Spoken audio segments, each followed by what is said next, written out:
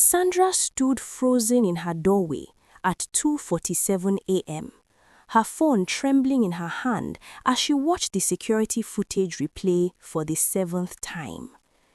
The shadow that walked through her compound wasn't human. It had no face, no form, just darkness that moved with purpose.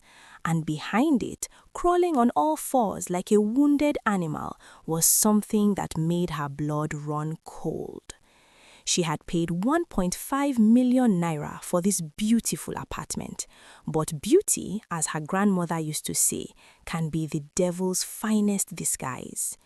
What she didn't know was that every tenant who had ever lived in that compound had one thing in common. They all left with nothing but the clothes on their backs, and she was about to find out why. Before we continue with what happened next, if you are finding this story compelling, consider subscribing. We post new documentaries every week, and your support allows us to keep bringing you these deeply researched cases. Now, back to the story. Port Harcourt, the Garden City of Nigeria, January 2024, where oil money flows like the rivers that gave the city its name, and dreams are built on contracts signed in air-conditioned offices. This is where Sandra Okafor's story begins, not with a tragedy, but with hope. Sandra was a woman of 32 years, a project manager at an international oil servicing company. She had spent the last 8 years of her life building her career in Abuja, living in a modest 2-bedroom flat, saving money, and planning for a future that seemed just within reach. She wasn't wealthy, not by Port Harcourt standards where people measured success in properties and luxury cars, but she was comfortable. Inwayin Wereisi, the Igbo would call her, a woman with sense, a woman who had her life together. Her transfer to Port Harcourt came with a promotion, senior project manager, 30% salary increase, a chance to be closer to the field to prove herself to the directors who made decisions in Lagos. She had accepted immediately, her heart racing with excitement as she called her fiancé, Shidi, to share the news. "Baby, this is it," she had squealed into the phone, pacing around her small Abuja apartment. "This is our breakthrough. 2 more years and we will have enough for our own house. Our wedding can be even bigger than we planned." Chidi's deep voice had rumbled with pride through the speaker. "I told you your hard work would pay off, Ifoma. My good thing. Port Harcourt is ready for you, and I'll be there every weekend until we fix our wedding date. 6 months, Sandra. Just 6 more months and you become Mrs. Okonkwo." She had laughed, crying tears of joy, staring at the engagement ring on her finger, a modest but beautiful piece that Chidi had saved for months to buy. They had been together for 3 years, and their wedding date was set for August 2024. Everything was falling into place. But first, she needed a place to live. The house hunting began in mid-January. Sandra had contacted an agent through a colleague's recommendation, a sharp-dressed man named Mr. Bassi, who drove a clean Honda Accord and spoke with the confidence of someone who had closed many deals. "Madam, I have the perfect place for you," he had said during their first phone call. "Modern, secure, in a good area, GRA Phase 2. The kind of place that makes a statement about who you are." That Saturday, Mr. Bassi picked her up from her hotel and drove her through the streets of Port Harcourt. Sandra watched the city pass by, the controlled chaos of the roundabouts, the impressive mansions with high walls, the street vendors selling everything from plantain chips to phone chargers. Finally, they turned into a quiet street lined with tall trees and compound walls painted in various colors. "Here we are," Mr. Bassi announced, pulling up to a gate painted pristine white. The moment Sandra stepped out of the car, she was impressed. The compound wall was high and well maintained. Bougainvillea flowers cascaded over the top in shades of pink and purple. The gate was modern, automated with an intercom system. Mr. Bassi pressed the buzzer, and within seconds, a security guard opened it. What Sandra saw next took her breath away. The compound was immaculate. The main building was a 3-story structure divided into 6 self-contained apartments, 2 on each floor. The exterior was painted in brilliant white with grey accents. Every window had modern burglary-proof bars. The compound itself was paved with interlocking stones, and a small garden with trimmed hedges sat in one corner. It looked like something out of an architecture magazine. "This is beautiful," Sandra whispered, following Mr. Bassi to the second-floor apartment. When he opened the door to the 2-bedroom flat, Sandra's decision was made before she even toured all the rooms. The floors were covered in spotless white tiles that reflected the afternoon sun. The walls were perfectly screeded and painted in soft cream. The POP ceiling had elegant designs, waves and curves that gave the space a luxurious feel. The kitchen had granite countertops. The bathroom had modern fixtures and a bathtub. "How much?" Sandra asked, already imagining her furniture arranged in the spacious living room. 1.5 million naira per year, Mr. Bassi said smoothly. Service charge included, security, waste disposal, compound maintenance, everything covered. Sandra's mental calculator went into overdrive. With her new salary, it was affordable. Tight, but affordable. And this place was worth it. This was the kind of home that said she had arrived, that her hard work had paid off. "I'll take it," she said, perhaps a bit too quickly. Mr. Bassi smiled, the kind of smile that should have made her pause, but didn't. "Wonderful choice, madam. The landlord will be very pleased. Let me get the documents ready." What Sandra didn't do, what would haunt her in the coming months, was ask questions. She didn't ask why such a beautiful, well-located apartment was available immediately with no waiting list. She didn't ask to speak with other tenants. She didn't research the compound or the landlord. Sandra woke up on a Tuesday morning, feeling as though someone had drained all the life from her body. Her head pounded, her joints ached, her stomach churned with nausea. She tried to sit up, but fell back against her pillow, dizzy and weak. Food poisoning, she thought, reaching for her phone to call in sick. Must have been that shawarma yesterday. But by evening, she had developed a fever that made her delirious. Chidi on the phone insisted she go to the hospital immediately. A colleague drove her to a private clinic in GRE. The doctor ran tests. Malaria, negative. Typhoid, negative. Blood pressure, normal. Blood sugar, normal. Everything was normal. "Mrs. Okafor," the doctor said, reviewing her results with a confused frown. "Medically, I can't find anything wrong with you, but clearly you are unwell. I'll admit you for observation and put you on IV fluids and broad-spectrum antibiotics." Sandra spent 2 days in that hospital bed, drifting in and out of feverish sleep. By the 3rd day, as mysteriously as it had come, the illness vanished. She woke up feeling perfectly fine, as if nothing had happened. "Stress," the doctor concluded when discharging her. "Your body is adjusting to the move, new job pressure, different environment. Take it easy." Sandra returned to her apartment, relieved but confused. The medical bills had cost her 180,000 naira, money she hadn't budgeted for, but she was fine now. That was what mattered. Exactly 7 days later, it happened again. Same symptoms, same debilitating weakness, same trip to the hospital, same test results, nothing wrong. Same mysterious recovery after 2 days. "This doesn't make sense," Sandra told Chidi over the phone, her voice cracking with frustration. "How can I be this sick and have nothing wrong with me?" "Maybe you need to see a specialist," Chidi suggested. "A better hospital. We can't keep spending money like this with no answers." But when it happened a 3rd time, precisely 7 days after the second episode, Sandra began to feel a different kind of fear. This wasn't medical. This was something else. By the end of March, she had been sick 4 times, 4 hospital visits, over 600,000 naira spent on medical bills.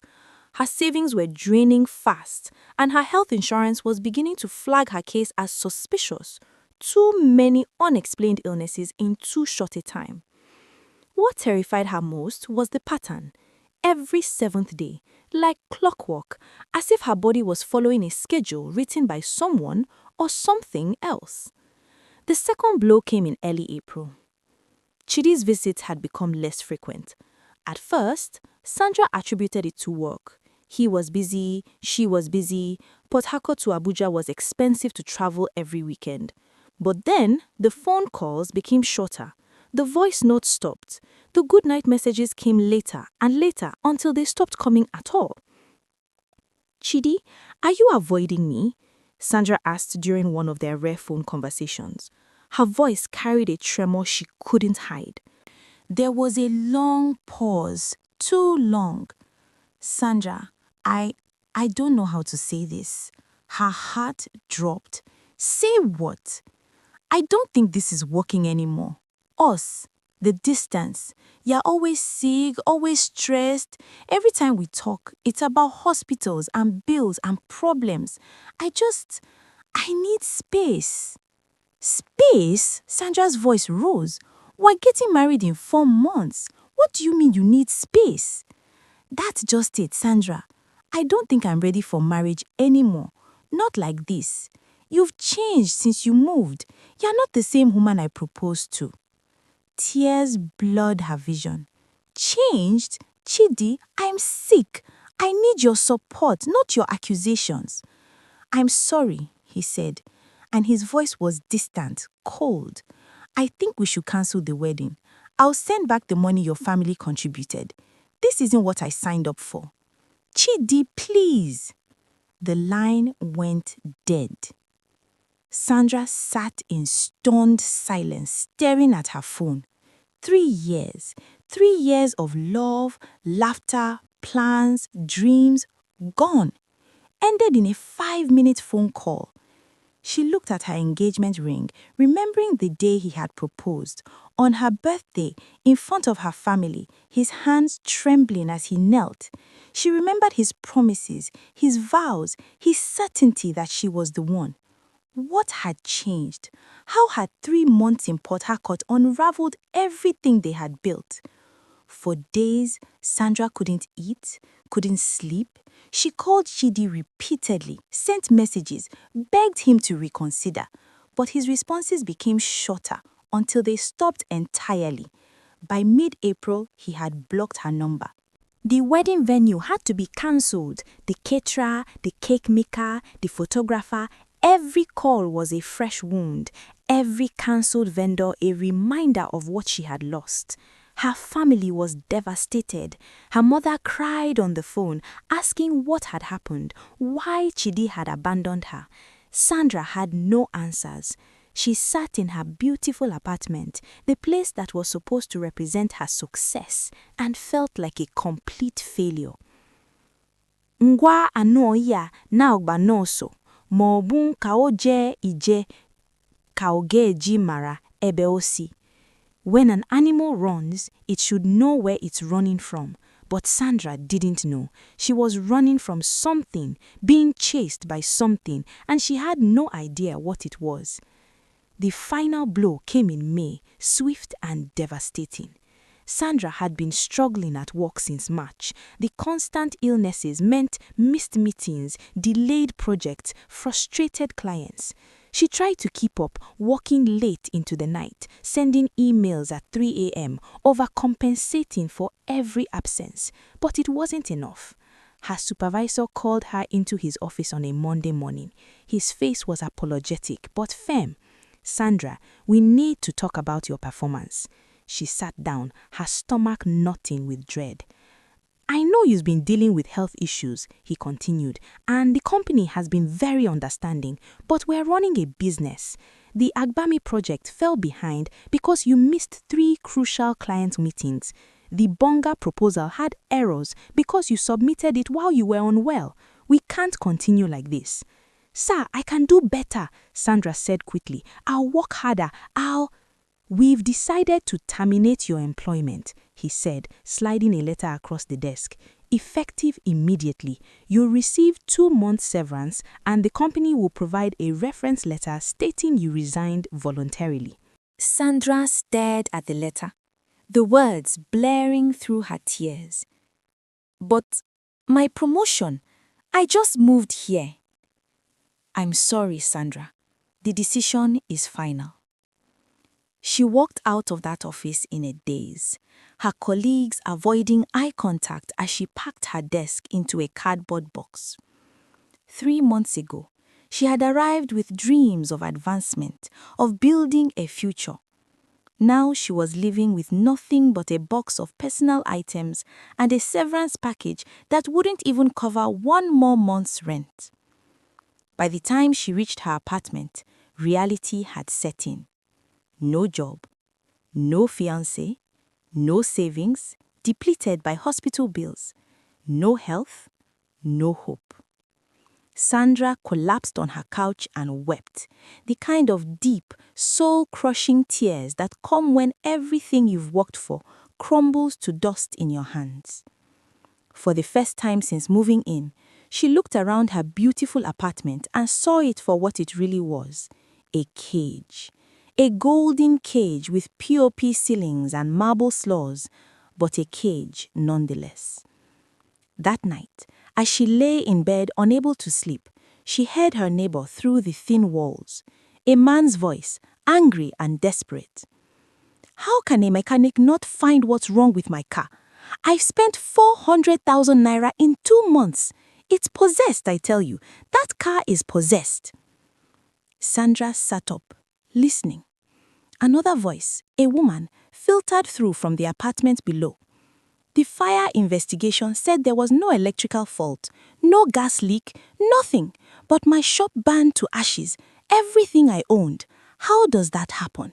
Sandra's heart began to race. She got up and went to her balcony, looking down at the compound. It was nearly midnight, but lights were on in almost every apartment. She could hear voices, arguments, crying, frustration. How many other people in this compound were suffering? How many had lost things too? A chill ran down her spine as she remembered the agent, Mr. Bassi, and his smooth smile. The landlord she had never met, the too good to be true apartment, the lack of questions asked. "God," she whispered into the night, "what have I gotten myself into?" Sunday morning, May 19th, 2024. Sandra hadn't been to church since she moved to Port Harcourt. Too sick, too depressed, too ashamed. But desperation has a way of bringing people back to God. Christ Holy Church International was a large congregation in GRA, known for their powerful prayer sessions and prophetic ministry. Sandra had heard about them from a former colleague. That morning, she woke up with a single thought: I need answers. The service was intense, the kind where the presence of God feels thick in the air, where people weep openly and prayers sound like warfare. Sandra sat in the back, trying to make herself small, but when the prophet called for people dealing with mysterious afflictions and unexplained losses, her feet moved before her mind could stop them. She found herself at the altar with about 20 other people, kneeling on the carpet as the prophet, a tall man in flowing white robes, walked among them, praying. When he reached Sandra, he stopped. His hand touched her head gently, and then he began to speak in a voice that wasn't quite his own, deeper, more authoritative. "My daughter," he said, his eyes still closed, "you are under siege.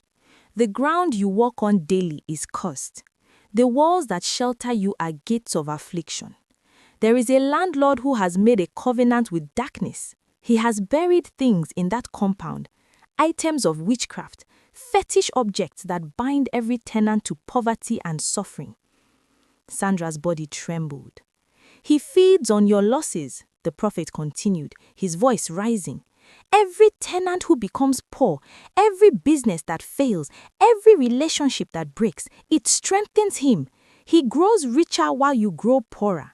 It is a spiritual exchange, a wicked altar that drinks the destiny of everyone who sleeps under that roof. The church had gone silent except for gasps and murmurs of Jesus and deliver her Lord. But God says he is about to expose him, the prophet declared. You will not leave that place empty-handed. You will be the one to break the curse. You will be the one to bring light into that darkness. But you must be strong. You must pray. You must not run in fear. Stay and fight, for this battle is the Lord's. When Sandra opened her eyes, she was lying on the floor, tears streaming down her face, her body shaking from the weight of the revelation. Church members surrounded her, praying in tongues, declaring freedom and deliverance. As she left the church that afternoon, Sandra felt two things simultaneously: terror at what she now knew, and determination to do something about it. But what could she do against a landlord with supernatural power? What could she do against witchcraft and buried fetishes? The answer came from an unlikely source. Sandra began to pay attention, really pay attention, to her neighbors. The man upstairs, Mr. Kenneth, had moved in with 3 luxury cars. Within 4 months, all 3 were gone.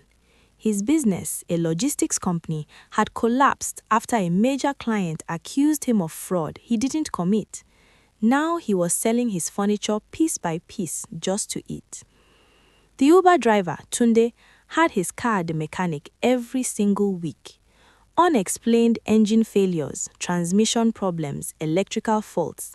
He finally sold it at a loss and now worked as a dispatch rider, barely making ends meet. Emeka, the clothing merchant, had lost his entire shop to a mysterious fire in March.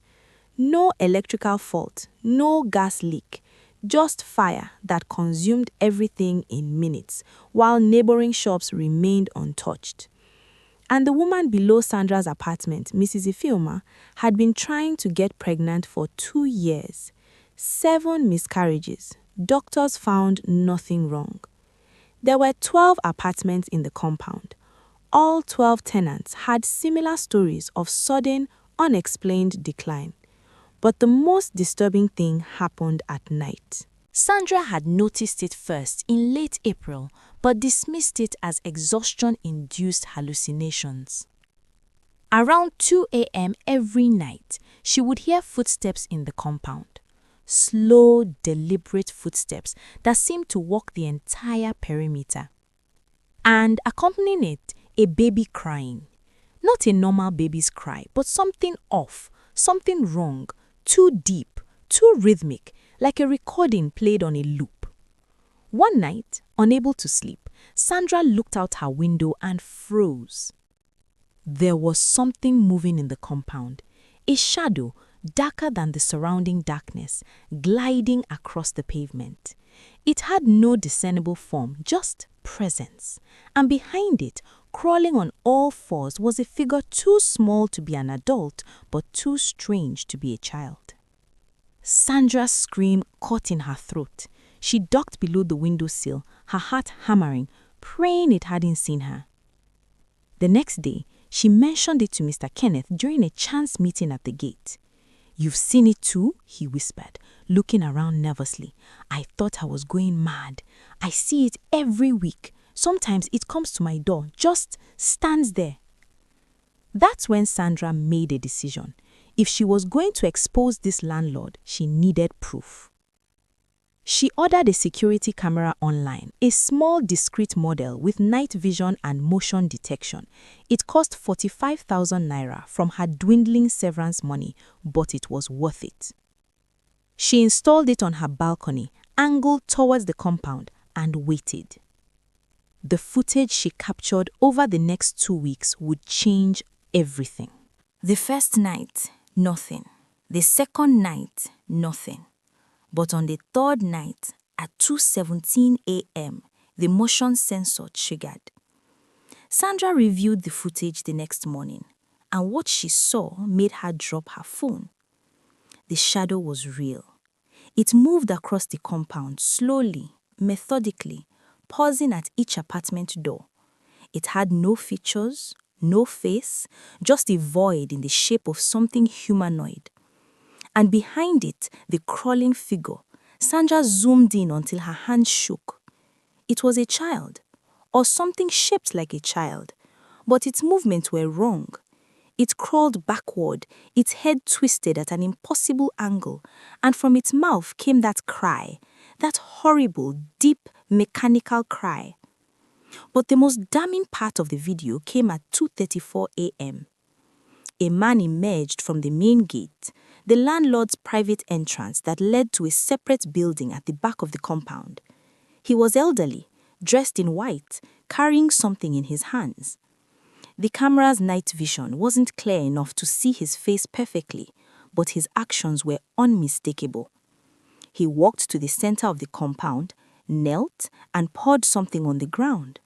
Then he spoke, his mouth moving in what looked like incantations. The shadow entity and the crawling figure moved toward him, circling him like obedient dogs. Sandra's blood ran cold. This was it. This was the proof. They chose dawn, 5:30 a.m. on a Saturday. The spiritual significance wasn't lost on them. Dawn is when darkness retreats. Dawn is when light conquers. All 12 tenants gathered in the compound, some of them meeting for the first time despite living in the same building for months. They held hands, forming a circle in the exact spot where the landlord had performed his ritual. Sandra led the prayer, her voice strong despite her fear. Father God, we stand on this cursed ground and we declare it holy. We break every covenant made with darkness. We destroy every buried object of witchcraft. We nullify every altar raised against us. By the blood of Jesus, we are free. The others joined in, their voices rising in power and authority. They prayed in English, in Igbo, in Yoruba, in tongues that flowed like rivers. And then something extraordinary happened.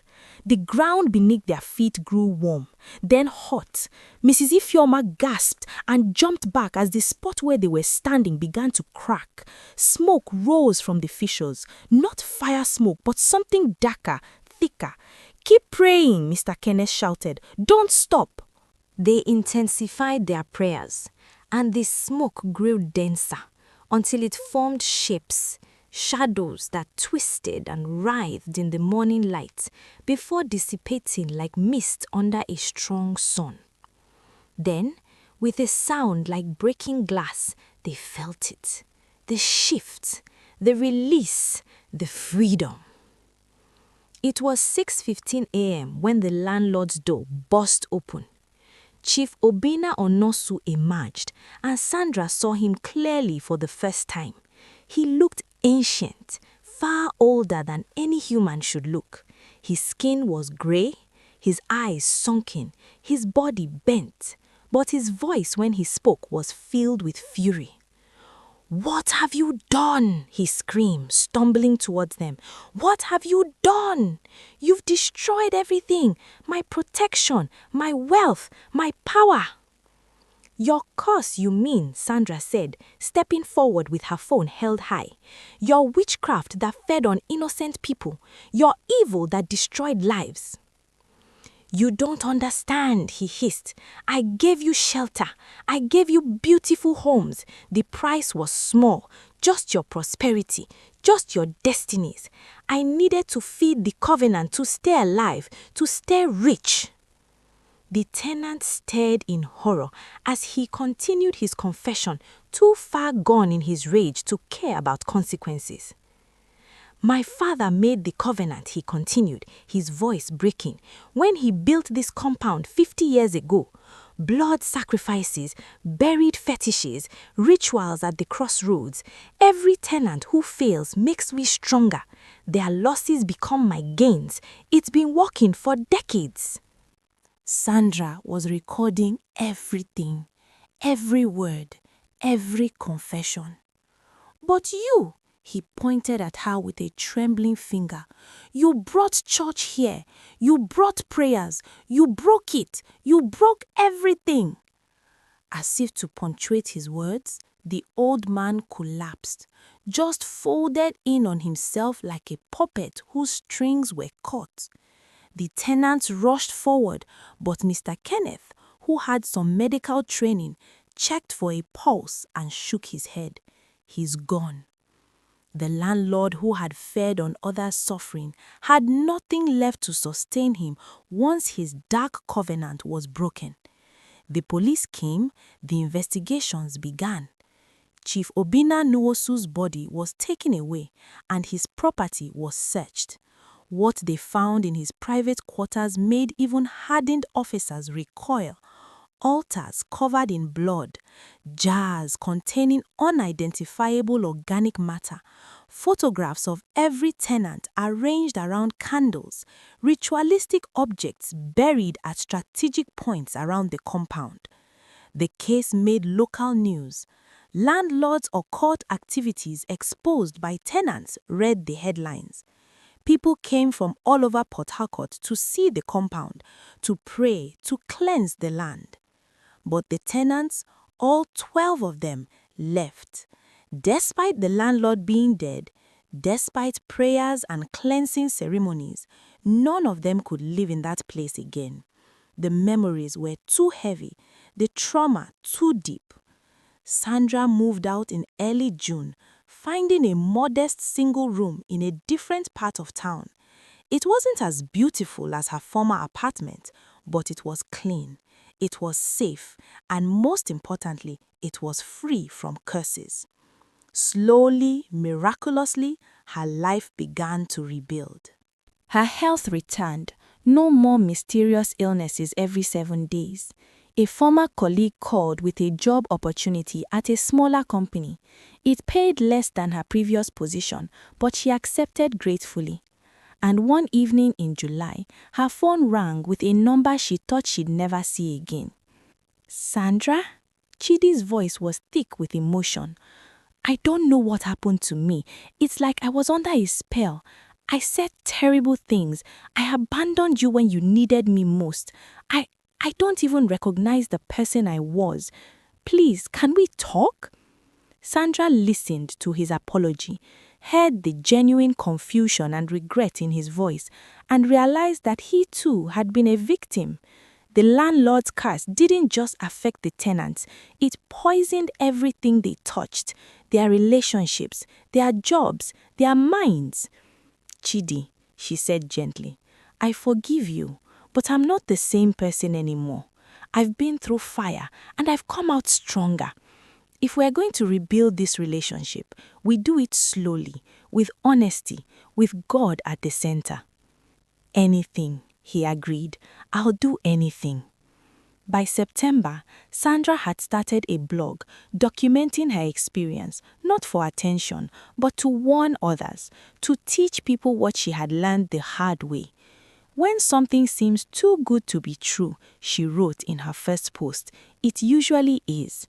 Do your research, ask questions, meet the landlord, talk to current tenants, trust your instincts, and above all, never underestimate the power of prayer and community." Her post went viral. Hundreds of people commented with similar stories: suspicious landlords, cursed properties, sudden unexplained losses. And with each story shared, Sandra realized something profound. She hadn't just survived, she had become a voice for the voiceless, a warning for the unsuspecting, a testament to the power of faith and courage.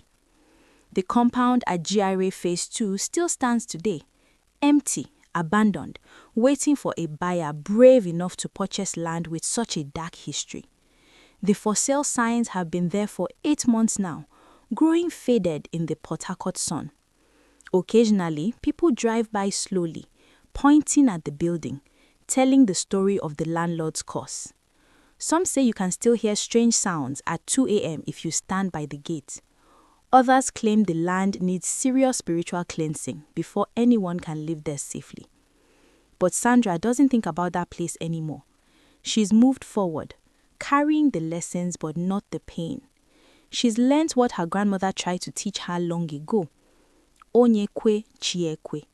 When a person says yes, their personal God says yes. But you must also be wise about what you say yes to. And perhaps most importantly, she learned that beauty is not always a blessing, that discernment is more valuable than desire, that the company of good neighbors in a modest home is worth more than isolation in a mansion, and that sometimes the hardest battles we fight are the ones we never see coming, fought not with weapons, but with faith, with prayer, with the courage to stand together and say enough. If you are watching this from anywhere in the world, we want to hear from you. Tell us in the comments where you are watching from, and we'll share with you the exact location of this compound in Port Harcourt for those who want to know. Share your own stories of mysterious occurrences, spiritual battles, or lessons learned the hard way. Remember, due diligence isn't just practical wisdom, it's spiritual protection. Research before you rent, pray before you pay, and always trust that gut feeling that tells you something isn't right. This is Tales by CHN Stories, bringing you real stories from the heart of Africa. Stories that won, stories that teach, stories that remind us that we are never truly alone in our battles. Subscribe, hit that notification bell, and join us next week when we bring you another powerful tale from the African experience. Until then, stay wise, stay prayerful, and may your homes be filled with blessings, not curses. Ndewo, Odabo, go well.